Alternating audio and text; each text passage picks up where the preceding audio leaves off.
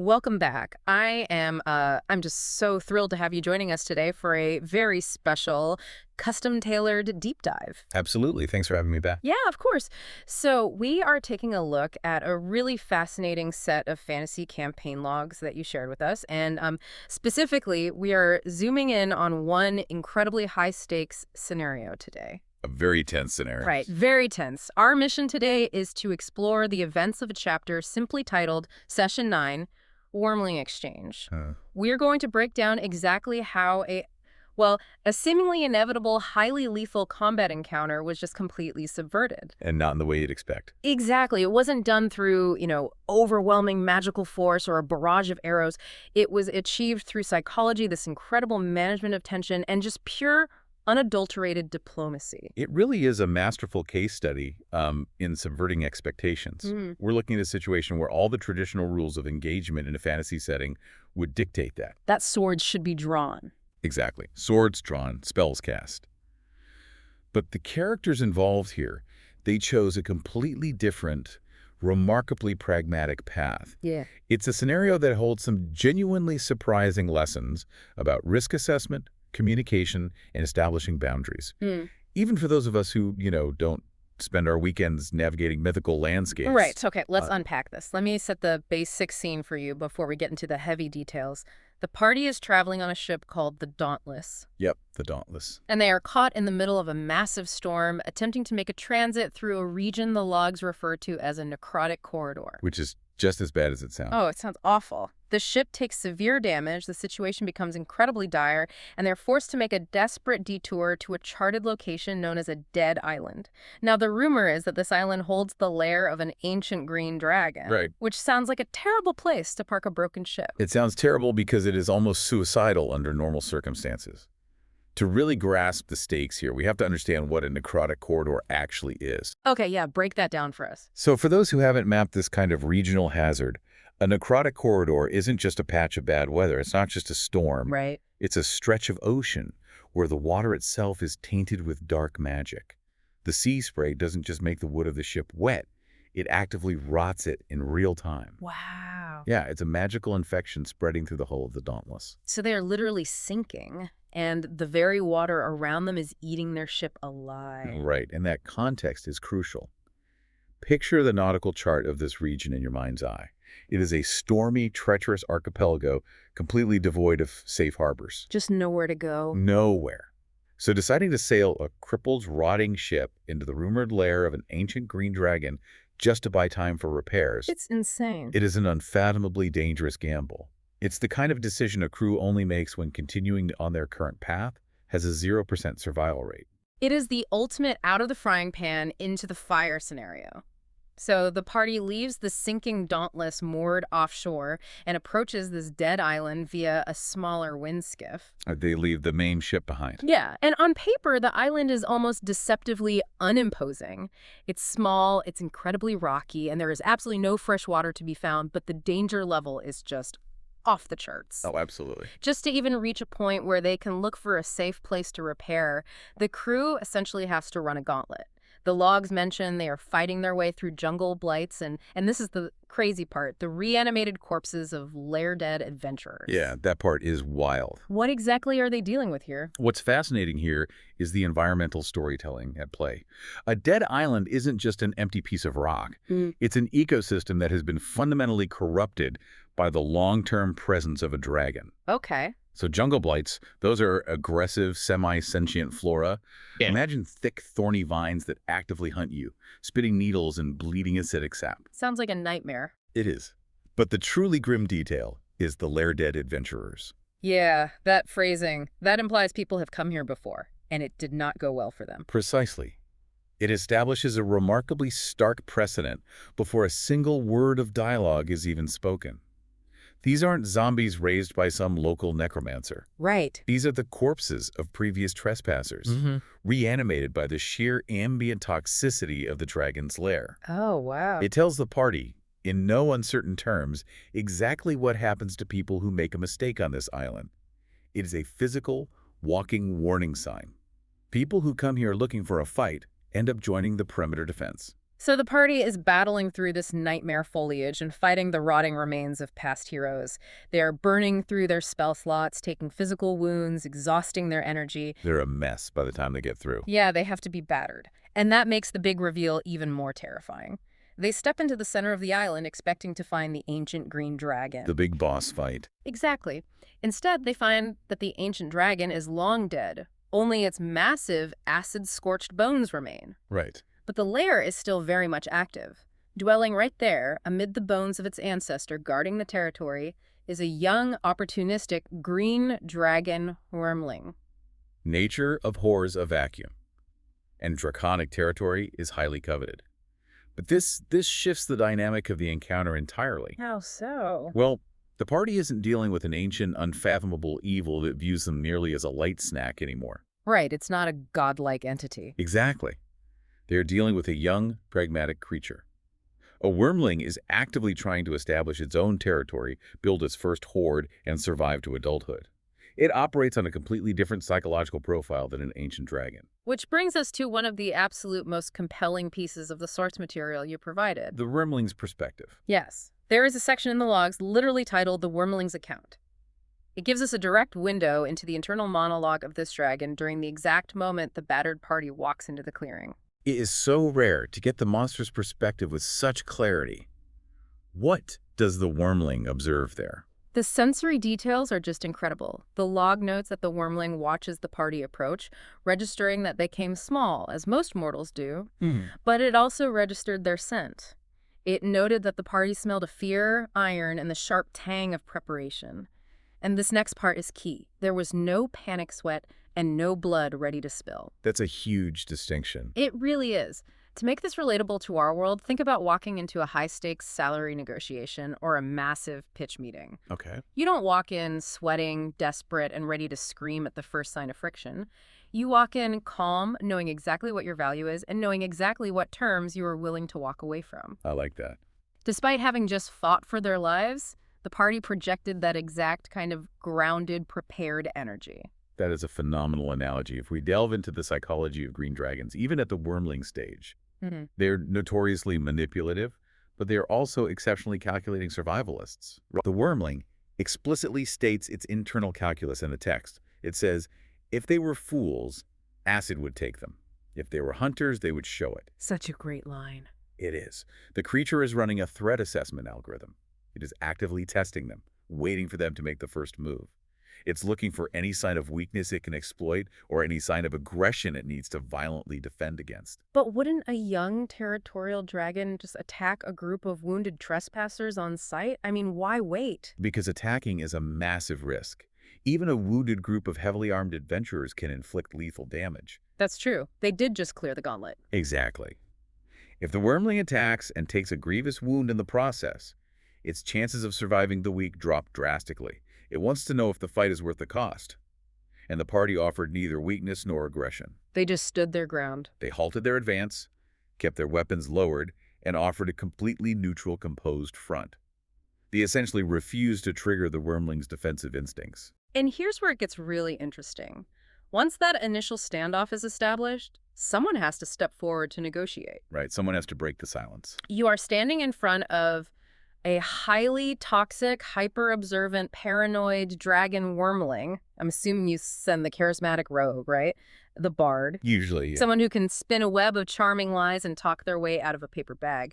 But no. The party's chosen representative for this delicate diplomatic mission is a character named Balburum. Ah, Balburum. Let me describe Balburum for you. He's a massive 6'6", 275-pound silver dragonborn paladin. A literal tank. He is heavily armored. He has a strict military bearing.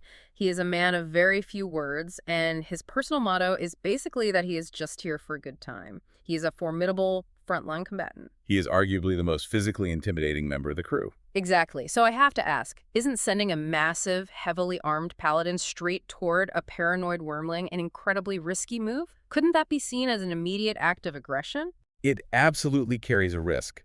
But if we analyze the specific lore of this world, Balburum was actually the absolute perfect choice for this encounter. Really? Why is that? Think about who they are negotiating with. Green dragons are the undisputed masters of deception and manipulation. They despise being tricked. Okay, I see where you're going. If a smooth-talking rogue had stepped forward and tried to charm, flatter, or deceive this creature, the Wyrmling would have instantly recognized the scam. It would see right through it. It would have felt insulted by the attempt, and it likely would have ended in a bloodbath right then and there. Because you can't out-con a con artist. Precisely. But Balbrum, he doesn't play games. He doesn't use layered metaphors or subtle flattery. His stoic, reliable, and physically imposing nature projected absolute confidence. He's just straightforward. Very. Furthermore, he's a silver dragonborn. There is a shared draconic lineage there. Oh. By stepping forward, he is communicating on a level the Wyrmling instinctively understands. He projected respect, but also a quiet, undeniable competence. He wasn't there to trick the dragon, and he wasn't there to threaten it. He was there to conduct a straightforward business transaction. And what a bizarre, brilliant piece of business it was. The transaction they negotiate is just wild. It really is. The party offers to pay the Wyrmling in full gold coin for a measured draw of dragon acid. They are buying highly corrosive, lethal dragon acid with the explicit goal of using it to repair the damage to their ship's hull. Yeah. Now, as someone reading the logs, I love the creativity, but you have to explain mechanics of this to me. How on earth does highly corrosive acid fix a rotting wooden ship? This is where the tactical brilliance of the party really shines. Remember the necrotic corridor we discussed earlier? The magical rotting water. Exactly. The Dauntless isn't just suffering from broken planks, it is suffering from a magical necrotic rot. If the ship's spellcasters simply tried to cast a mending spell on the hull, it would fail. Because the rot is still there? Because the rot would just continue to spread like a bacterial infection beneath the magic. Ah, so they need to clean the wound first. Exactly. The highly corrosive green dragon acid acts as a magical cauterizing agent. The party's plan is to carefully apply the acid to the infected wood. The acid is so potent that it instantly burns away the necrotic magic and the rotted timber, leaving only clean wood. Leaving behind only clean, uninfected wood. Once the magical infection is burned out, the party's casters can safely use their mending magic to seal the clean wood and restore the hull's integrity. That is brilliant. It is an incredibly dangerous but chemically and magically sound solution. That is just phenomenal problem solving. But the logistics of that transaction sound like a nightmare. You don't just cup your hands and ask a dragon to spit in them. No, you certainly don't. The logs mention that Balbrum negotiates for a measured draw. The party had to pull specialized, reinforced alchemical glass flasks from their inventory. Okay, so they came prepared. They placed the gold coins on the ground, stepped back to maintain a respectful distance, and allow the Wyrmling to approach. The Wyrmling verifies the gold, and in exchange, carefully expels its acid directly into the glass containers. Wow. It is an incredibly tense exchange of value, requiring absolute trust and discipline from everyone involved. One sudden movement, one dropped flask, and the entire island erupts into violence. But the discipline holds. The outcome of this entire painfully tense standoff is clean, it's deliberate, it is pure diplomacy. Yes. Nobody draws a weapon. Not a single drop of blood is spilled. The party gets the exact resource they need to cauterize the Dauntless and survive the rest of their journey through the necrotic corridor. And they leave the Wyrmling completely unharmed. Yeah, they don't try to slay it for the glory of telling the tale at the next tavern, and they don't try to steal the meager pile of gold it has been hoarding. They conduct a fair, transparent trade, and they walk away. And this raises an important question. Why does this specific encounter matter so much in the grand scheme of the campaign? Right. So what does this all mean? We have this very cool, very tense story about a stoic paladin buying assay from a dragon in a graveyard. But let's look at the bigger impact of those campaign logs. The broader impact is actually profound. This single encounter shifts the entire paradigm of the world these characters are operating in. How so? It establishes a massive world-building precedent for the players and the storyteller alike. It proves that dragons, even young, traditionally adversarial ones like green dragons, are not just mindless boss fights waiting at the end of a dungeon to be slain by heroes. Right. They aren't just video game mobs. They are highly intelligent, rational actors. They have motivations, they understand economics, and they can be reasoned with. It opens up a whole new avenue of interaction. Suddenly, combat is not the only viable solution to a monster encounter. It totally rewrites the rules of engagement. And what I found most touching in the sources is that it didn't just change the party's perspective, it fundamentally changed the Wyrmling too. Yes, the ending of the log. The very last note we get from the Wyrmlings account in the logs is surprisingly poignant. It notes that as the windskiff sails away, the Wyrmling remains behind.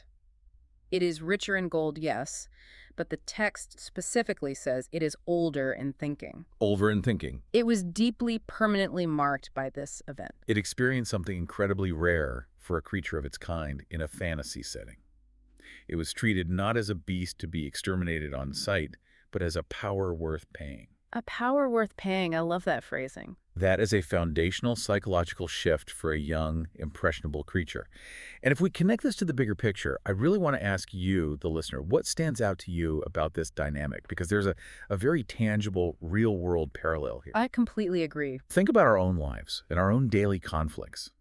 How often do we charge into a high-pressure boardroom, or a difficult family conversation, or a tense contract negotiation, completely armored up and ready for a fight? We go in defensive. We bring our panic sweat, we bring our aggression, and we mentally prepare for combat.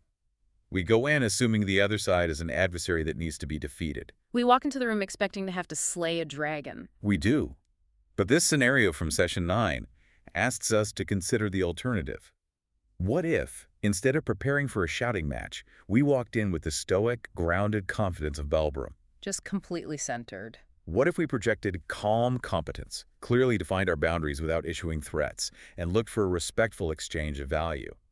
More often than not, that deliberate, transparent approach might get everyone exactly what they want, without any bridges being burned or any metaphorical blood being spilled. That is such a fantastic takeaway to pull from a fantasy campaign. To wrap up this deep dive, it's just marvelous to look at how a session that possessed all the necessary ingredients for an absolute bloodbath, a crippled ship, a toxic dead island, undead guardians, and a paranoid dragon was completely turned on its head. It became something entirely different. It became a tense, elegant, and entirely peaceful business transaction. And it all came down to a stoic paladin who knew how to stand his ground respectfully, and a pragmatic Wyrmling who was willing to run the numbers and listen. It really is a beautiful subversion of the typical fantasy narrative. And I want to leave you with a final provocative thought to mull over as we close out today. Oh, please do. Because of this single, seemingly isolated interaction on a dead island, this green Wyrmling's very first formative experience with a group of heavily armed adventurers was not one of violence or theft. Right. It was an experience of commerce, transparency, and mutual respect. Decades, or perhaps even centuries from now, when this Wyrmling eventually grows into a massive ancient dragon with a territory spanning hundreds of miles. What kind of creature will it be? Exactly. Because Belbrum and the crew of the Dauntless chose to negotiate rather than attack. Will it become the typical tyrannical monster hoarding wealth in a cave? Or will it evolve into a legendary, perhaps surprisingly reasonable, merchant king? It is a potent reminder that sometimes the most world-altering encounters, the ones that echo through history, are the ones where no one ever draws a sword. What an incredible thought to end on. I absolutely love the idea of a dragon merchant king shaped by one good business deal. Thank you so much for sending us these logs and joining us on this deep dive into your sources. It's been a pleasure. It has been an absolute blast unpacking this specific chapter with you. So, as you go about your week, keep your eyes open. Keep looking for that calm, diplomatic route in your own daily adventures. Until next time.